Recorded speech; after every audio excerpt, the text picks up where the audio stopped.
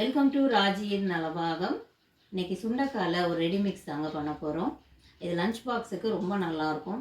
Travelling போகும்போதும் நம்ம எலுமிச்சம்பழம் சாதம் புளியோதரை எடுத்துகிட்டு போகிற மாதிரியே இதுவும் நம்ம சோறு மட்டும் வடிச்சிட்டு மிக்ஸ் பண்ணி எடுத்துக்கலாம். ரொம்ப நேரம் தாங்கக்கூடியது.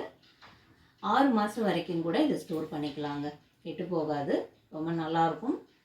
வாங்க இந்த ரெசிபியை எப்படி செய்கிறதுன்னு பார்ப்போம்.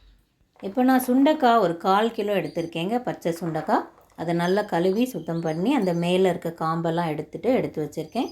1/4 கிலோ சுண்டைக்காய்க்கு 30 சின்ன வெங்காயம், 3 முழு பூண்டு எல்லாத்தையுமே தோல் எடுத்துகிட்டு சுத்தம் பண்ணி எடுத்து வச்சுருக்கேங்க.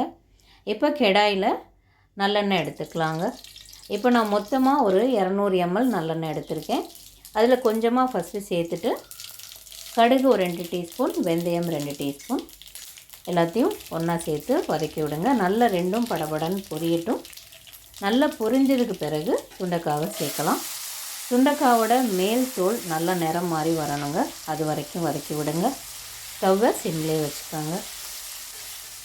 இப்போ நல்ல மேல் தோல் நிறம் மாறினதும் பூண்டையும் சேர்த்துக்கலாம். அதையும் ஒன்றா சேர்த்து வதக்கி விடுங்க.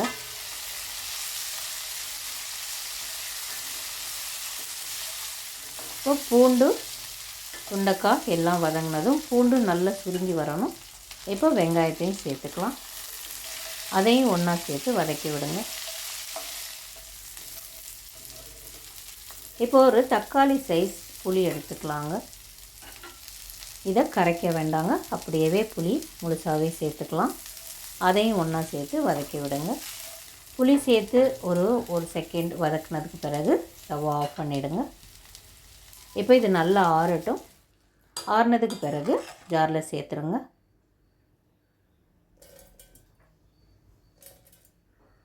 இதோட 1 டீஸ்பூன் மஞ்சள்தூள், 2 டீஸ்பூன் மிளகாத்தூள், 1 டீஸ்பூன் தனியாத்தூள், உப்பு தேவைக்கு.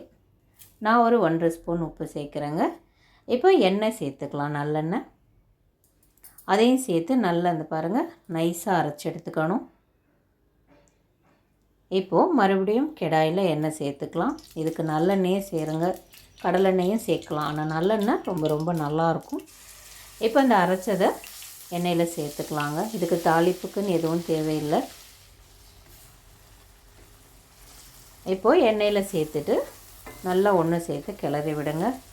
இது அடிப்பிடிக்காதுங்க, ஏன்னா நம்ம ஆல்ரெடி எண்ணெயிலே தான் அரைச்சிருக்கோம், எண்ணெயில் தான் வதக்குறோம், அதனால் பிடிக்காது. ஸ்டவ்வை சிம்மில் வச்சுட்டு அந்த நம்ம சேர்த்துருக்க மசாலா எல்லாம் அந்த பச்சை வாசனை போகணும், அதுக்காக கொஞ்சம் நல்லா வதக்கி விடணுங்க.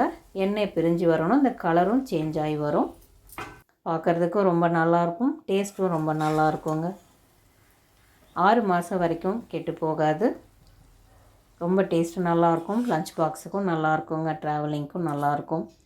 இதில் சாதத்துக்கு மட்டும் இல்லைங்க, டிஃபன் எல்லாத்துக்குமே ரொம்ப டேஸ்ட்டாக இருக்கும்.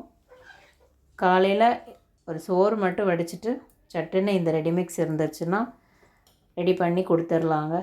நீங்களும் ட்ரை பண்ணி பாருங்கள். சுண்டைக்காய் ரெடிமிக்ஸ் வேறு ரெசிபியோட அடுத்த வீடியோவில் மீட் பண்ணுறேன். தேங்க்யூ.